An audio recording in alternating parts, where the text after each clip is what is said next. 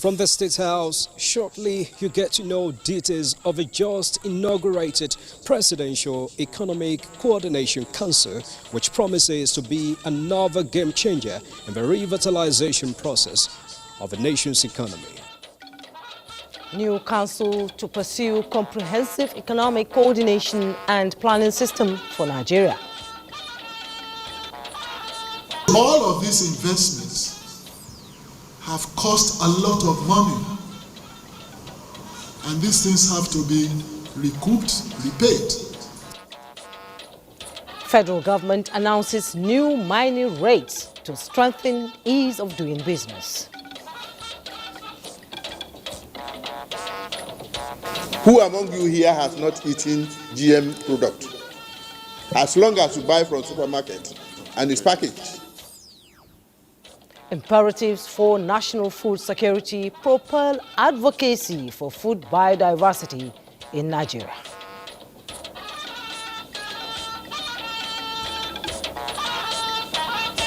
Hello and a warm welcome to NTA Network News. I am Jummai, Yusuf. Here with me in the studio tonight is Benny Adams, who is standing by for business news.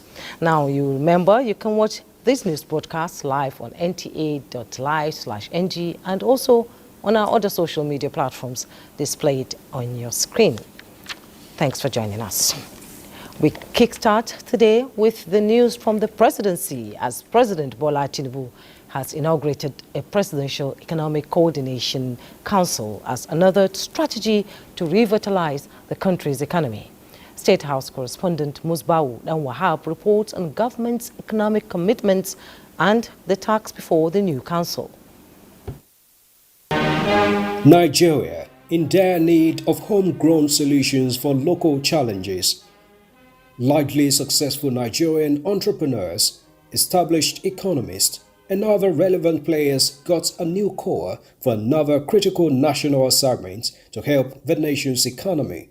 It's Nigeria that is calling, not Bola Tinubu. An experienced man himself, now at the helm of affairs, recognizes the importance of the private sector to shore up the largest economy in Africa. The administration in July 2023 declared state of emergency on food security, but there are still fundamental hurdles to scale toward achieving food sufficiency and a greater economy. Abysmally low power generation, insecurity, dwindling revenue are topmost in the identified challenges which the federal government is directing efforts at for social and economic development. We must increase our oil production to 2 million barrels per day within the next few months. Remove all barriers for entry investment into the sector to enhance competitiveness. And we must increase our staple crops by smallholder farmers. We are going to improve on mechanization. We've identified part of the infrastructural development to be within the region. The government believes the infrastructural rejuvenation drive, including the rail and highways coming up across the country, would provide the necessary basis for the economic building blocks in the works. And the administration aims to systematically address the root causes of food insecurity. The strategy integrates economic reforms, targeted agricultural policies, and sustainable practices to establish a resilient food system capable of meeting Nigeria's nutritional needs sustainably. The massive boost coming from the government is a 2 trillion naira package to fund health and social welfare, agriculture and food security, energy and power, and general business support, among others. This plan is a means of trying to stabilize the economy and get business growing again. We know what has happened since the macroeconomic measures which were necessary and which have been implemented in a determined and consistent manner. They led to elevated costs both for industry and for individuals. This is a government of dialogue with the private sector, Their input matters, their support matters, and we are encouraged that they support the macroeconomic reforms that are being undertaken. And now, the Presidential Economic Coordination Council is coming to play some roles. I look forward to us creating more jobs for our people and to us also supporting the small and medium-scale enterprises. We'll start meeting immediately, and I can assure you, you'll see a lot of changes coming. I know that everybody is in a hurry, but we have what it takes to turn around this economy. Things are not going to be bad. We are now just we've gone to the bottom, but we're going to rise up and make sure that we make every single Nigerian proud to be a Nigerian. And from here, recommendations are expected from the monthly meetings of the Council for short and long-term implementations. From the State House, Musbal Dan Wahab, NTA News. Meanwhile, the federal government says it aims to redouble efforts towards strengthening and improving Nigeria's human capital, with special focus on healthcare, education and the labor force. Deputy Chief of Staff to the President, Ibrahim Hassan Hadija, stated these at a strategy, validation and stakeholders engagement workshop in Abuja. Again, State House correspondent Abdurrahman Jibrila reports. This is a program with very long-term results framework. This is not just a platform for validation, but a space for collaboration, learning and growth, as achieving the objectives of human capital development programs through improved access to quality education, enhancing healthcare services, and providing skills training and employment opportunities cannot be done in isolation. It's a workshop that is meant to appraise all the participants about what is new in the 2.0 program. And luckily we have a few focal persons that are part of the 1.0 program. So it's a learning session. You know, what were the successes achieved in the last 8 years? What could we do to make it better? And whether we need to expand the scope of the focal areas, being health, job creation, and education. At this engagement, strategic inputs of these stakeholders will help to shape policies that are inclusive, equitable, and sustainable, as well drive systemic change. Yeah, so we are hoping that this will serve as that long-term strategy that will steer the country. And if you look at what we do at NEC, we're going to advocate for both the federal and state governments to prioritize it more, allocate more resources, while at the same time tabling out a guide, that federal government and state governments can take, to localize into what works for them. And by sharing insights, best practices and innovative ideas, can identify effective pathways to achieving the set goals through creation of a comprehensive and sustainable framework for human capital development that will benefit generations to come. In Abuja, Abraham Jibrila, NTA News. A 50% to 100% increase in fees and rates have been announced for the 268 different licenses in the solid minerals sector. Minister of Solid Minerals Development, Dele Alake, made the announcement in Abuja. Mayor Ogidi tells us more. Timeline for compliance is a rate. Like a businessman that gives his product the best finishing and conducive environment for the buyers, the Solid Minerals Minister Dele Alake notes his team has upgraded the mining industry with modern technology, and it's time for the operators to pay more as they get the best. So all of these investments have cost a lot of money, and these things have to be recouped, repaid. The only people laughing to the banks are the operators. 268 different licenses in the solid mineral sector. The previous rates too low. In fact, I'm actually ashamed to mention what they were paying. 268 licenses, quite a number that time may not allow to highlight here, but available in the ministry's platform, as Alake gives just a tip. But the highlights are: 1, Applicants for mining lease will now pay 3 million. Now, reconnaissance permits will now attract a fee of 300,000. Exploration license will now be 600,000. Small-scale mining license will be 300,000. Quarry lease will be 600,000. And water use permit 300,000. And the license to manufacture explosives will now cost 20 million. As the minister rises from his seat after the announcement of the new rate, so the implementation also commences. Mie Ogede, NTA News.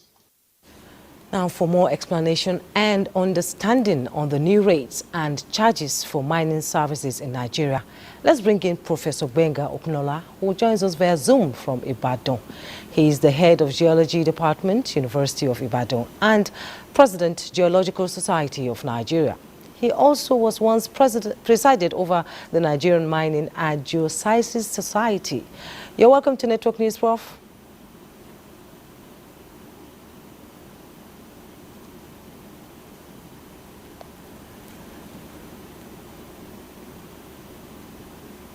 Prof, can you hear me?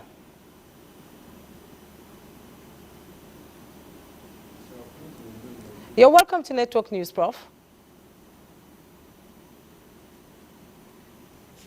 Can you please unmute your Zoom network, please? Can you unmute it? Can you unmute your audio? Can you unmute your audio, please?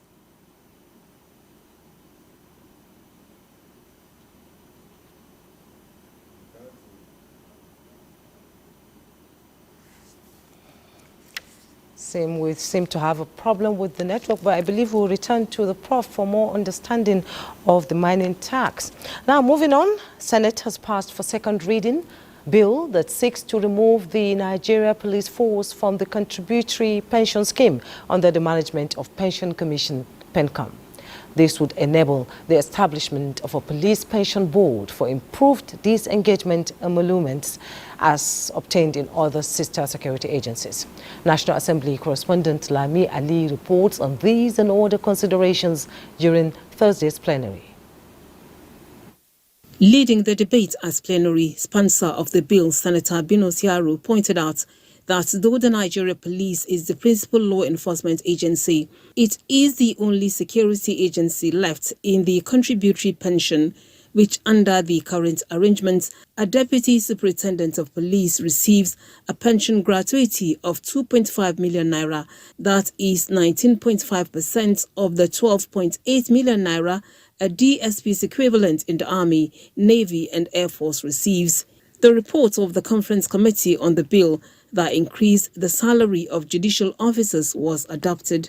Meanwhile, Senate has resolved to investigate transactions from 1999 to date on the stalled Mambila Power Project following a motion from Senator Manu Haruna and 29 other senators. The volume of contradictory information about the project might hinder the actualization of the good objectives and the benefits it brings to the good people of Nigeria. Should be a national priority. Power is very critical in our industrial development. The tourism, because power is sine qua non for our industrial nation. Senate has confirmed the appointment of Abdullahi Bello as the chairman of the Code of Conduct Bureau. The committee is satisfied with the qualification, performance and suitability of the nominee for the position of chairman, Code of Conduct Bureau. He is one of the most trusted allies when it comes to integrity, transparency and accountability. Senate paid tribute to the late Senator Alex Kadiri, who died this week, as raised by Senator Isa Jibrin. Senator Alex Usman Kadiri rest in perfect peace. From the National Assembly, Lami Ali, NTA News. In the meantime, the National Assembly has been asked to fast-track the process of creating a constitutional role for the traditional institution in the country. Now, this is the consensus of speakers during an interactive session for traditional rulers and socio-cultural groups moderated by Speaker Tajuddin Abbas at the ongoing National Assembly Open Week. National Assembly correspondent Mitere Ipen will tell us more. Loud enough, His Majesty King Obukewo. Interactions continue at the open week of the House of Representatives, and it is the turn of traditional rulers to bear their minds on national issues. Beyond carrying out ceremonial functions, they want constitutional rules spelled out for them. From 1963 through 1976-79, up to the present Constitution of 1999, while suddenly we found that our role has been totally put aside. This is the place where these laws are made. There is nothing wrong in creating a constitutional role for the traditional institutions. There was advocacy for funding of the traditional institution and incorporating the institution into the security architecture of the country. The issue of security should go back to local authorities. All this depends on the traditional institutions. Royal fathers, most at times or sometimes, run to the authorities for one assistance or the other. And when you are not financially independent, you don't have much to do. How many traditional ruler knows what is coming to the state through fact? Therefore, traditional rulers can also nominate somebody to represent them at fact level. The solution as to who or where the traditional institution will be cannot be answered adequately by us without them also giving their own inputs. While there are concerns about the class of monarchs to be assigned constitutional roles, the panelists believe the ball is in the court of the National Assembly to do the needful. From the National Assembly, Mitaire Ikben, NTA News. Well, I've been told the Zoom network is back now, and Professor Okunlola, the head of Department of Geology in the University of Ibadan, is ready to speak with me now. Can you hear me?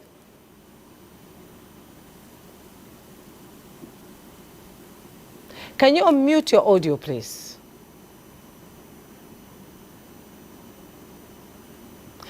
The connection is bad. Let's bring you other stories, and we begin with the judiciary, as the Court of Appeal has overturned the decision of the lower court, which sacked Martin Amoale and 24 other members from their position in the Rivers State House of Assembly.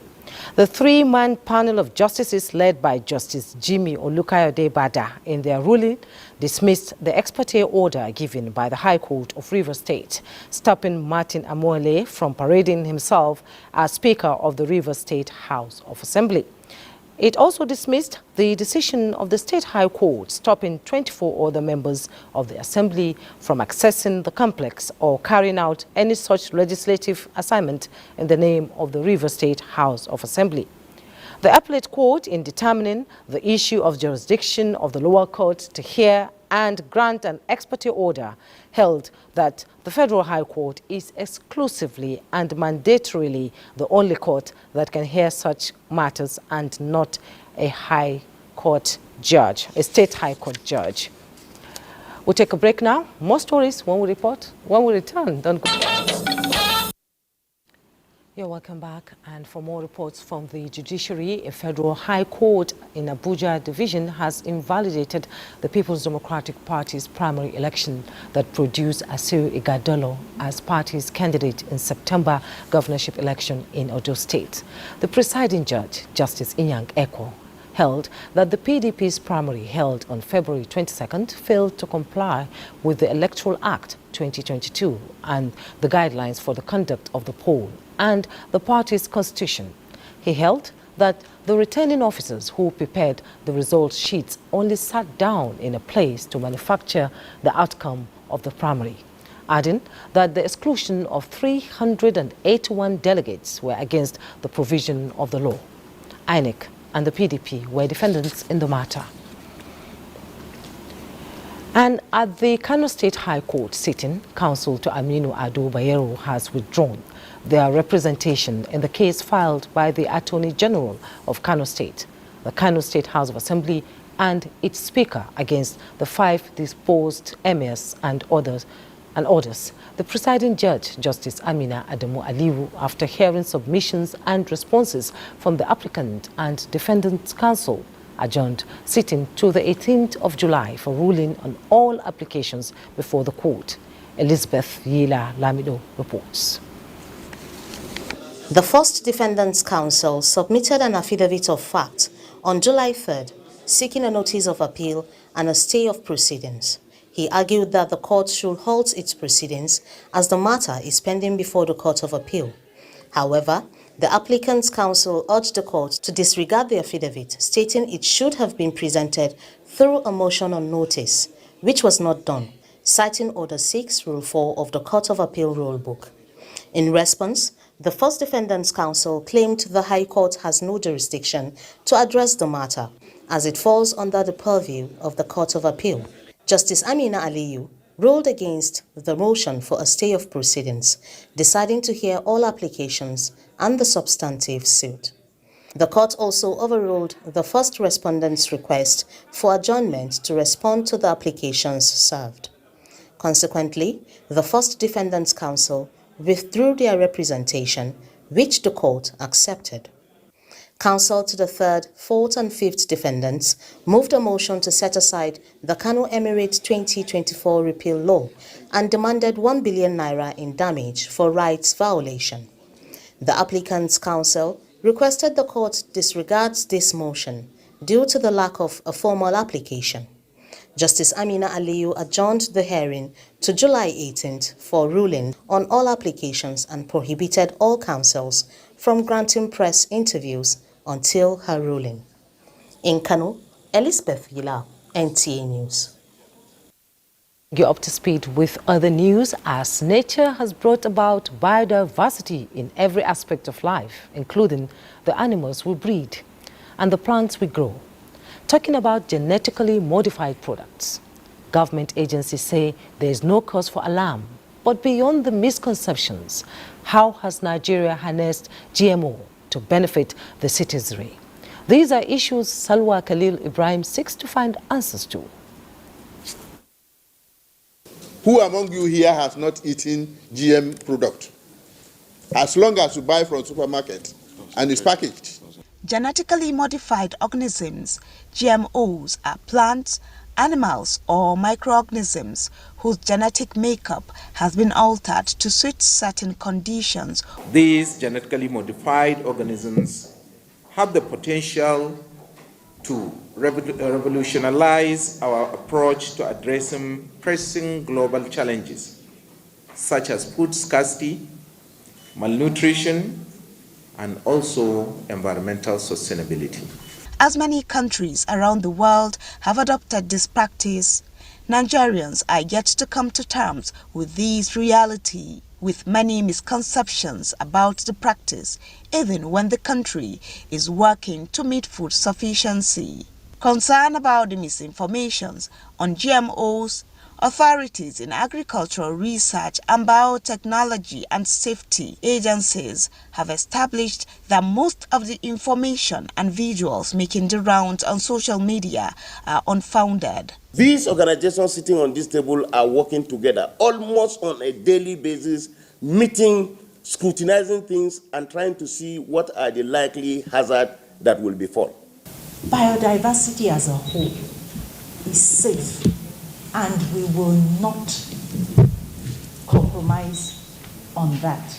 These allay fears among citizens that there is no cause for alarm in the quest to promote better life and economic prosperity for all. In Abuja, Salwa Khalil Ibrahim, NTA News.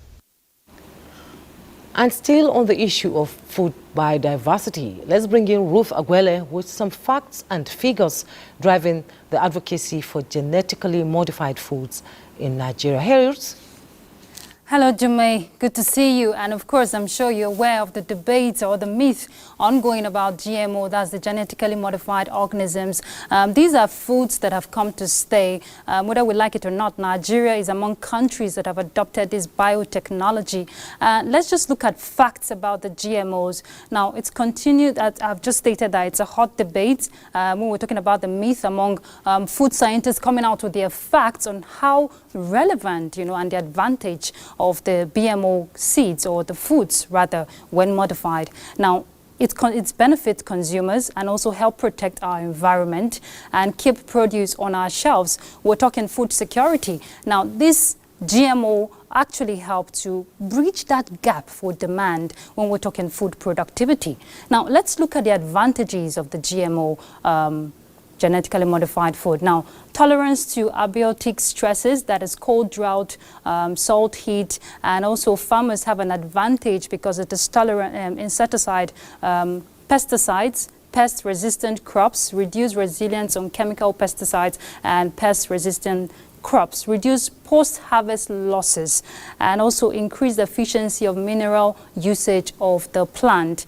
Now, you can't have a GMO seed. Let's even look at the telemaize, which has been adopted and commercialized. Nigeria is among the countries in Africa that has commercialized the telemaize. And we hear the telemaize in 2022 to 2023 report, Nigeria produced 12.7 million metric tons. That's about a yield average of 2.2 tons of this maize. And it's been said, according to reports, that Nigeria can yield an average of 10 tons of this telemaize, per hectare. That is if it's grown in a good condition, agronomic practice thereabouts. So let's see some of those crops I'm talking about. Let's go to the crops now. We have soya beans on that list. We have cowpea. We have cotton on that list. Okay, they're not bringing that for us, but we have the telemaize also. We have the corn on that also. And then when we want to talk about the advantages in terms of for Nigeria, they're actually, we have the BT corn, and then we have the resistant BT cowpea. I just told you how much Nigeria can produce from the telemaize that we're seeing, that has been adopted by farmers. But one critical aspect, Jummai, in terms of this advocacy that food scientists are trying to push, majority of these farmers actually don't know much about the varieties of the seeds they produce. So, which is why the advocacy, if it must be embraced, across all sectors, across all communities, there must be intense or radical advocacy for these farmers to understand the varieties of the BM seeds that they plant. Let's see the last slide. Let's see what we have on the last slide. That's it. That's the gains for Nigeria smallholder farmers, which I just started talking about. Increased yields. I also told you that it can boost yield per hectare and support food security, which is actually one of the goals of the present administration when we're talking the renewed hope agenda of the present administration, and respond to climate extremes. We told you of the advantages to climate conditions. Whether you want to grow your crops, in the natural way or through the BM modified aspects, the most important thing is bridging the gap, the demand for food production, food productivity, and having this smallholder farmers, embrace this new technology that has come to stay. You wouldn't even know the difference when you're buying these food products out there from the shelves, Jummai. Yeah, Ruth, thank you so much. And this is quite reassuring news for Nigerians. And thank you so much for the breakdown of information there. We appreciate it. Moving on, the NMPC Foundation is determined to escalate youth empowerment across the country in line with President Bola Tinubu's mandate of producing young entrepreneurs. Managing Director, NMPC Foundation, Emanuela Arukwe, said it is the foundation's way of giving back to young Nigerians who in turn will impact society for good. Lydia Sampson reports. Ugwanyi Hillary and Onyechechi Joy are NYC core members who have benefited from NMPC Foundation's financial literacy training. I would prefer I stand on my own so that I can be my own boss. It helps us, we coppers, to be independent, to look for our own means of creating wealth. Indeed, it is all about training the core members to think out of the box. These, the key players say, will position them positively to impact the nation's economy by creating jobs. We are really excited about this opportunity to be able to affect the lives of our Chimitimian youths, especially through this NYSC program, because we know that when you train a youth, there's a future for Nigeria. And we have a panel of impartial judges who are properly trained as assessors to be able to do justice to the videos they're going to go through. Well done to NNPC Foundation. This is really a unique model of empowering the youth. And so when we got involved, when it started, and we're supposed to do trainings for financial literacy, we saw it as an exciting opportunity. And I'm sure the coppers that participated will testify that the sessions they had with NNPC Academy were quite unique. For the representative of the leadership of the NYSC, the partnership with NNPC Foundation is fundamental in equipping them for the future. For youth empowerment in Nigeria, and we want to leverage more on the opportunities that we provided for the core members. Speech is over. It was time for the final NNPC Foundation business pitching exercise. It attracted 2,659 participants whose business models will be x-rayed by a 15-member panelist. They will select winners to be equipped with starter packs and other laudable business services. In Abuja, Lydia Samson, NTA News.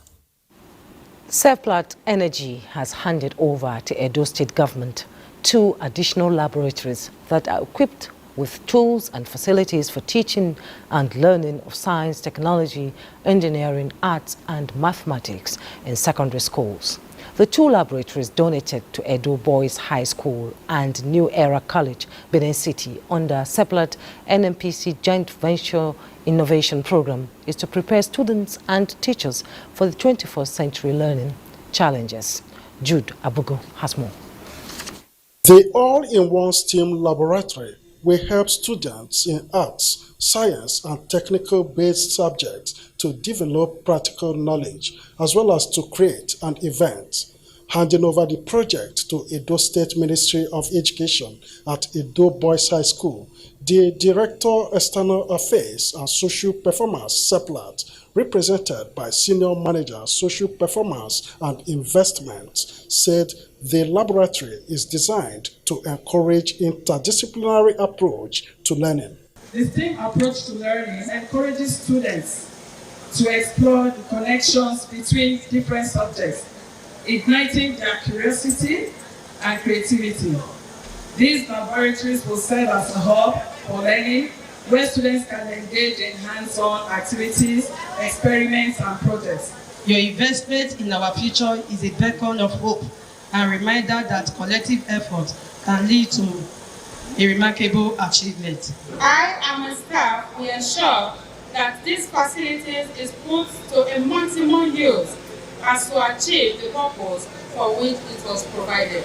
The STEAM laboratory you have established in our school is a testament to your dedication to empowering students now and even in the next generation. The multipurpose laboratory was also unveiled at New Era College, Benin City, where the teachers and students promised to make good use of the equipment to enhance learning. With this will motivate the students. The projects excite students as they rolled out drums in appreciation of the gesture from Seplat NNPC Joint Venture. In Benin, Jude Abugu, NTA News. To address displacement issues and expedite actions for reintegration, the Yobe State government has launched a policy on internally displaced persons. Elizabeth Omori reports that with this, the Yobe State becomes the first state to domesticate the policy, which captures durable solutions to displacement. Activities of insurgents and farmers-herders conflicts forced many citizens within the northeast region of Nigeria to flee their ancestral homes, and Yobe State, known for its agricultural potential, was affected. This situation led to displacement. Today, with collaborative efforts, the state government is set for integration and resettlement of internally displaced persons. The Yobe State Governor revealed that the policy hinged on principles of humanity, neutrality, and independence highlight strategic objectives to aid inclusion, protection, and provision of essential services. We aim to foster sustainable development and promote peace and stability within our state and across Nigeria. All resources mobilized to support the state policy on internally displaced persons will be judiciously, effectively, and transparently utilized for the intended purposes. Sustainability, donor agencies and development partners insist will drive effective implementation. The policy provides for the respective obligations, responsibilities, and roles of various agencies and institutions of the government concerning the prevention of internal displacement. Humanitarian assistance will be needed, recovery will be needed, but development needs to happen at the same time. We have a strong interest in supporting the federal and state governments on both the causes and the impacts of conflicts in the northeastern country. An overview of the document indicates that the state government will allocate 5% of its 2025, 2026 and 2027 total budget to support durable solutions for IDPs in Abuja, Elizabeth or Mori. NTA News. You're watching NTA Network News. On June 28, 2024, Nigeria signed the Samoa Agreement of the Organization of African, Caribbean and Pacific States, OACPS, Secretariat in Brussels, Belgium. The agreement is between the EU and its member states, as well as members of the OACPS. A statement by the Minister of Information and National Orientation, Mohammed Idris, indicates that the negotiations on the agreement started in 2018 on the sidelines of the 73rd United Nations General Assembly, signed in Apia, Samoa, on the 15th of November 2018 by all 27 EU member states and 47 of the 79 OACPS member states. The agreement has 103 articles comprising common foundational compact and 3 regional protocols, namely Africa, EU, Caribbean, EU and Pacific EU regional protocols, with each regional protocol addressing the peculiar issues of the regions. The African Regional Protocol consists of framework for cooperation, areas of cooperation containing inclusive and sustainable economic growth and development, human and social development, environment, natural resources management, climate change, peace and security, human rights, democracy and governance, and also immigration and mobility.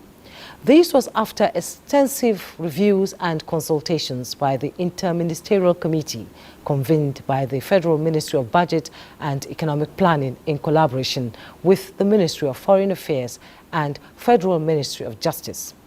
It was ensured that none of the 103 articles and provisions of the agreement contravenes the 1999 Constitution as amended and other extant laws. In addition, Nigeria's endorsement was accompanied by a statement of declaration dated 26 June 2024, clarifying its understanding and context of the agreement within its jurisdiction to the effect that any provision that is inconsistent with the laws of Nigeria shall be invalid. It is instructive to note that there is an existing legislation against same-sex relationship in Nigeria, enacted in 2014.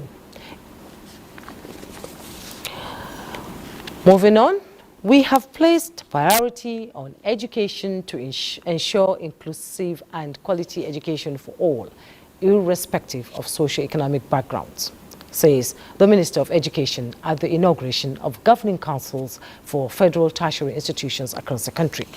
Zenred Digmam reports. The success of any institution or organization depends largely on the leadership, as it provides an atmosphere for improved productivity. This necessitated the long-awaited inauguration of 550 Nigerians called to serve in various capacities in tertiary institutions across the country for the development of education, as the Minister, Professor Tahir Mamman, urges them to work towards exceeding the expectations set for them. The Federal Ministry of Education has developed a roadmap for the Nigerian education sector, which emphasizes the transformation of the system to guarantee access to quality and equitable education for all Nigerians. We must also to foster partnership, building strong linkages with industry, international bodies, and stakeholders, and reach our educational experience and expand opportunities for students. For the governing councils, this is an opportunity to give back to the country that molded them. That we have been called upon to discharge heavy responsibilities. And education is so key. Education lightens the dark recesses of the world. We are going to continue from where we stopped, and I assure you and the general public that we will not disappoint the president for the trust bestowed on us. We'll show that Mr. President is ready to work for youth and education entirely. Give priority to entrepreneurship, those that are specifically technology based. I have to do my best with the members of the governing council to see that we have bring about all the necessary development. Autonomy in all our tertiary institutions is very key, and I want to advocate for this. And now, the task of achieving the President's renewed hope in the education sector rests on these shoulders. In Abuja, Zenred Dingmoon, NTA News. Meanwhile, the University of Benin students have been asked to vacate the school premises with immediate effect.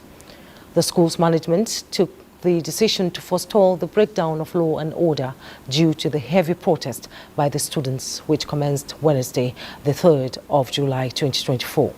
The students barricaded some portions of the Benin-Lagos Expressway to express their grievances over power outage in the school for 2 months, which has caused untold hardship and impeded smooth flow of academic and extracurricular activities, thereby making the environment unenabling.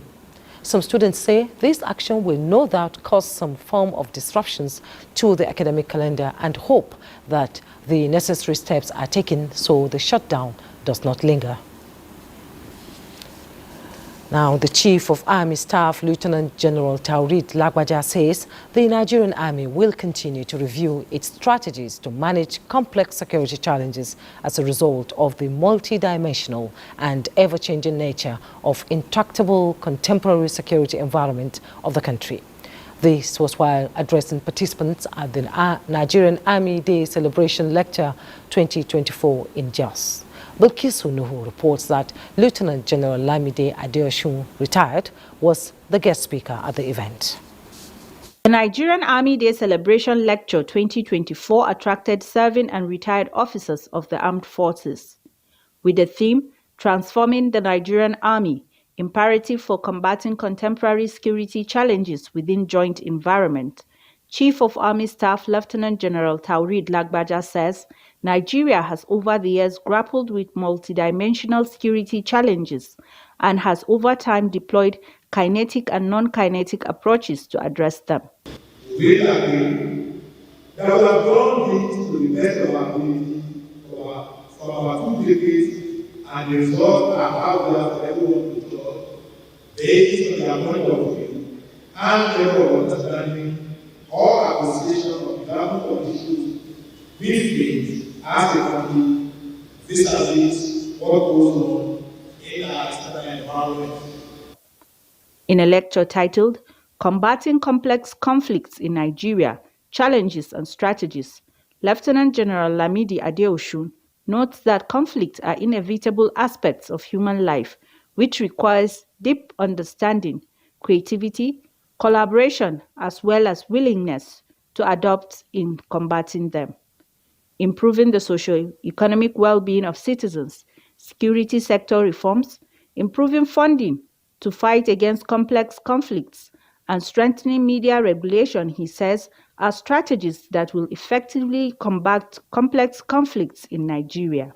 former Chief of Defense General Loki Irabo, former Inspector General of Police Solomon Arase, and other panelists charged the Nigerian army to remain focused and dedicated to their duty to sanitize the system. In Jos, Bilkisu Nuhu, NTA News. For trending news in the world of business, let's join Benny Adams. Hello, Benny. Thank you, Jummai, and welcome to Business. The Director General of the World Trade Organization, Dr. Ngozi Okonjo-Iweala, has received winners of the 2024 edition of the Small Business Champions Competition organized by the International Trade Center, the International Chamber of Commerce, and the World Intellectual Property Organization. Are taking steps to make it easier for businesses of all sizes, but particularly for MSMEs to thrive in the global economy. Over the past year, we decided that, we needed to take a more focused look at our engagement with indigenous groups.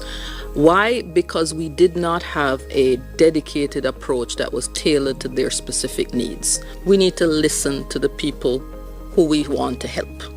And the core value of ITC is that we listen, we try to engage where they are. IP has historically been seen as something that only the very biggest companies with the largest R&D budgets can get involved in, and I wanted to change that. We wanted to change that at WIPO. And so for the last few years, we've been working to build a much more inclusive IP ecosystem where not just the 1% of the world can benefit from, but from the 99% of the world can benefit from.